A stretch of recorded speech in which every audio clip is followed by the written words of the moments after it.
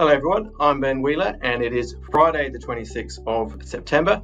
I'm here in Brisbane, and before we begin I'd like to pay my respects to the Turrbal people and to elders past, present and emerging. We've got a lot to get through in the show today, so we're going to be joined by Wesley Vasile, who's the co-founder of the Mental Awareness Foundation, who's going to dive into why it is so important for us to be able to break the stigma around talking about mental health in the workplace. We're also going to take a look at the most recent unemployment rates. We're going to dive into our latest job opportunities, and lastly, the qualifications question: are they still important in order to get your next role? Did you even use your degree in your current role? So let's get into it.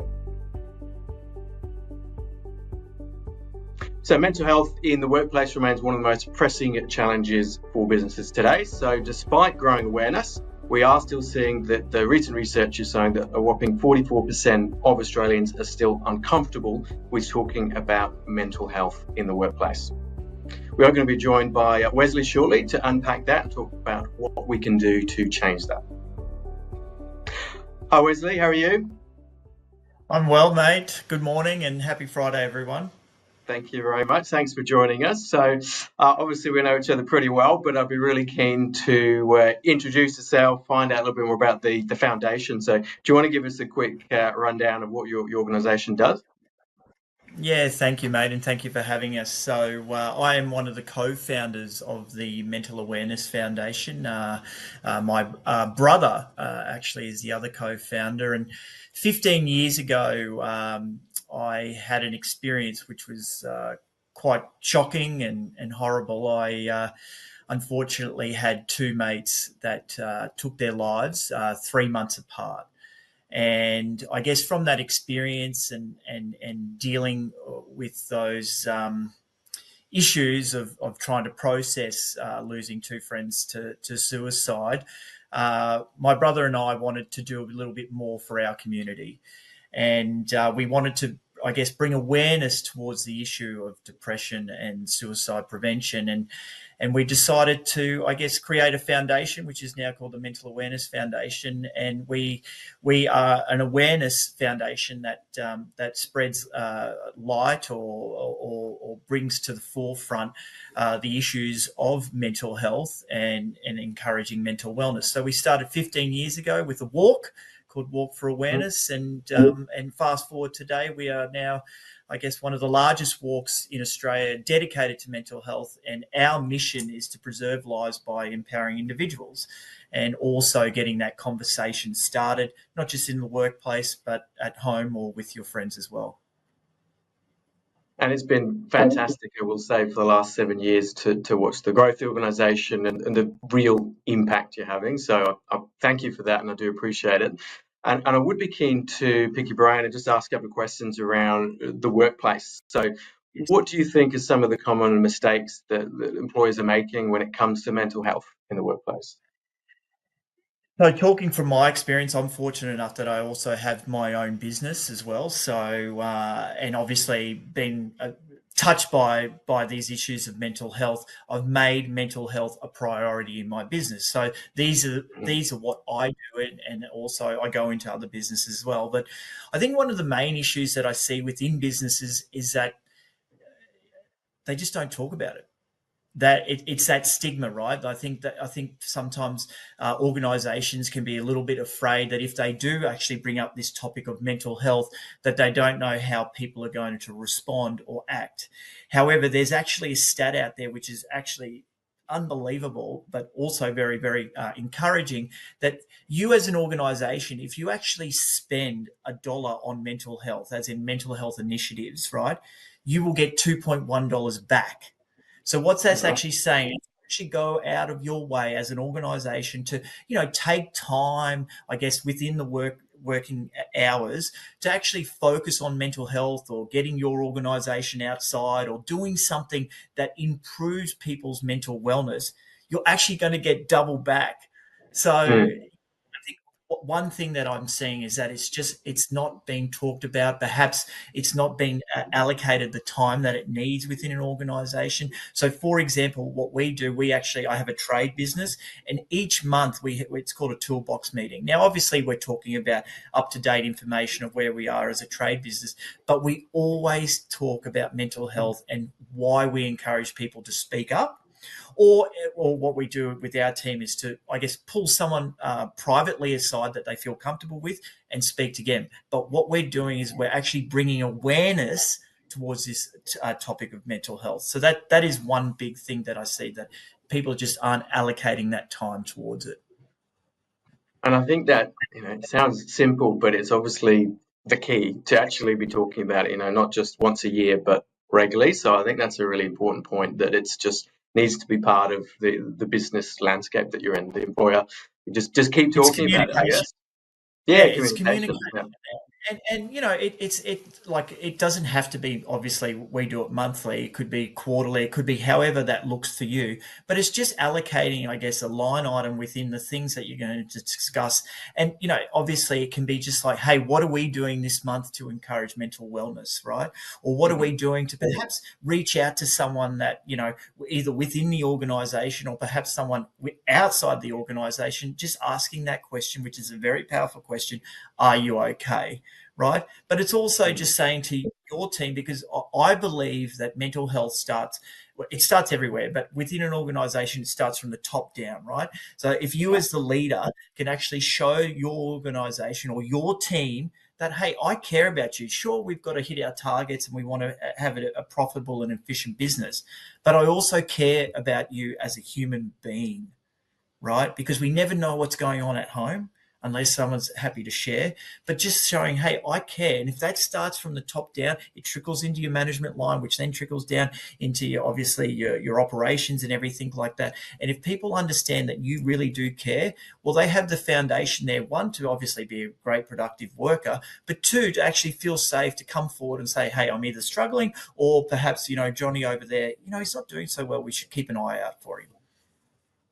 I couldn't agree more, and I think that's great advice. Would you say that there are differences around the generations of the workforce? So we talk baby boomers, Gen Z. Do you see that you're seeing a change come through when you're talking to the different generations? Mate, I guess I'm smiling because I absolutely I'm 44 now. I was born in the 80s, grew up in the 90s, and I definitely, I guess, I was part of that generation where it was toughen up, don't talk about things, right? So obviously my parents, talking about mental health was nothing. So talking about that generation, right? Now, fortunately for us, which I think there's more awareness towards this issue of mental health, but one of the best things to improve mental health is talking about it. And action speaks louder than words, right? So we as individuals, what are we doing to obviously improve our mental health, but what are we doing to obviously encourage others? And that conversation has been happening particularly over the last 10 years or last decade plus. And now there's momentum, right? We now are normalising, we're breaking down that stigma, which is slow, but it is happening. But the younger generation are definitely more aware. I've got a cousin that works for me. He's 21 years old. And gee whiz, where I was when I was 21 years old compared to where he is from a mental, emotional perspective is, I'm not going to say better, but he's definitely a lot more conscious about his mental health compared to us. Well, that's very positive. That's good to know there is change that's coming through. But of course, you've got to be aware that different generations, like you said, similar to yourself, and know what it used to be like. That doesn't mean that's how it has to be now. So yeah, really important point. And I'll just add this, obviously we all have older people perhaps working in our business, and perhaps they're not the ones that really want to talk to about their feelings or anything like that. But you can actually just say, hey, I am thinking of you. If you ever need to speak, please reach out. And that's it. You don't have to ask more questions or anything. It's more just saying, hey, we do see you. We do care about you. And if you ever need to talk about anything, we're here. And then just leave it at that. And the Walk for Awareness, so it's coming up. Yes. I've got the countdown. So I believe it's coming up on the 12th of October on a Sunday. So I will be there. I'm looking forward to it. With the walk, when did it actually start? Was that right? Was that 15 years ago, or how long's it been going? Yeah, so how it actually came to fruition is my coping strategy. Obviously, losing two mates to suicide 3 months apart is it's mind numbing. It's very confusing. You obviously ask a lot of questions, but what was I doing to, I guess, cope or process that? And one of my things to process, obviously, those horrible events was to get outside. And at the time, I was actually going for a run. So I would run the Brisbane River Loop, which is now what we walk. But essentially, I was getting outside, I was being in nature, I was getting sun, I was getting air, and fresh air, that is, and just making myself active. And I was doing this run, and I was just like, gee, this is a beautiful part of the world. Why not bring this to our community, but also pay tribute to my mates? So 15 years ago, we wanted to do a walk because we didn't want to create a competition. We wanted people to obviously walk with each other and talk to each other. And obviously walking's a great way to do that. And we walked that river loop. We had 120 people come down. We had a great energy and a great opportunity to pay tribute to my mates. And that's where it evolved. And obviously fast forward, this event now has become a wellness event, obviously getting people outside, getting people connecting, getting people participating, right? Obviously getting some exercise. So we actually walk 9Ks. Why do we walk 9 kilometres? Because unfortunately here in Australia, we lose on average 9 Australians to self-harm every day, which is, really sad. So each K honours each one, but it's not obviously just, I guess, shedding light on this dark topic, but it's about getting people together and connecting and feeling safe and being able to, be vulnerable enough to perhaps talk, but also perhaps just connecting with someone that you don't know. And a walk is a great way to do that. And to bring it to a corporate perspective and why people to people love it, it's also about getting team building, right? Saying to our team, hey, obviously we have the work area, but this is also something that we believe in and that we want to get our team to come, get outside, talk to them about everything, work, perhaps, the Lions playing this weekend, perhaps the dog. It's about connecting on a different level so that we know or we show that our team or our community that we care. And you mentioned 140 people when you started. I know for sure it's a hell of a lot more than that now, and I think this will be the biggest one yet. So how many people are you expecting to come down on the 12th? Yeah, listen, we're going for 2,000 plus. So 2,000, that's fantastic. So actually, our biggest year was just before COVID. We had 3,100 people come down, and we've sort of been rebuilding since then. But no matter what the number, it's about participation. And we just encourage people, particularly from a team perspective, that this is a beautiful event. Kids under 14 are free. We haven't changed the price. I think it's $35 or $40 to come on down. You get a free T-shirt. But it's just about being with your community of Brisbane. And fortunately, it's a beautiful walk. You get to see the sights of Brisbane, but you also actually get to do something where you're giving back, right, and shedding light on mental wellness. Well, thank you so much for your insights. I will see you at the walk, and we will share a link here for anyone who wants to register, get involved. It's amazing, obviously, of course, cause what we're doing. And again, I really appreciate what you do, Wes, and your brother, and I look forward to the event. Awesome, Ben. You take care, mate, and we'll see you there. Hooroo. Thanks, mate. See you.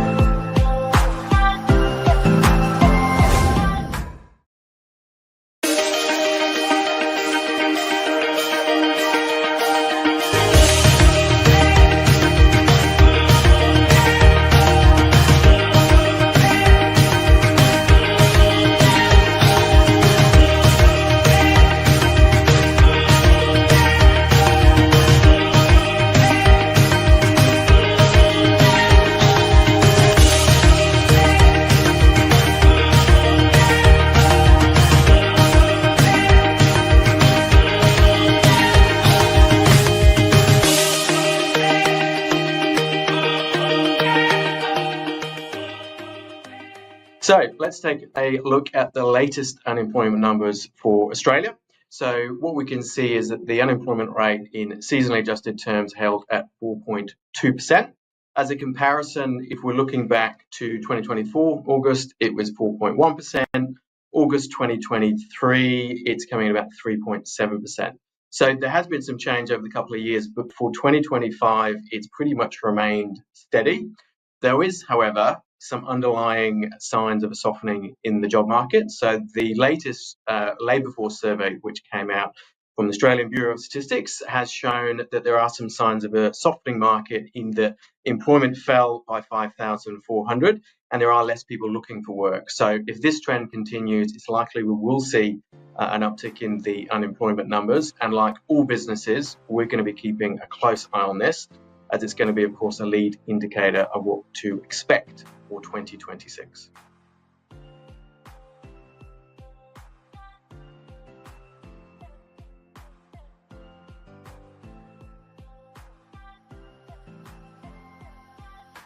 So let's now take a look at our latest job opportunities.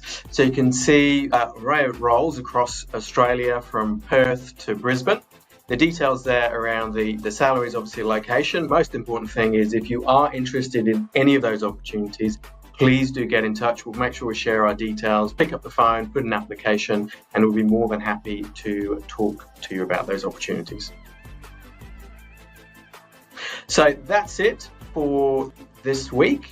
We're going to be coming back, of course, last week with our poll results. And thank you everyone for joining us.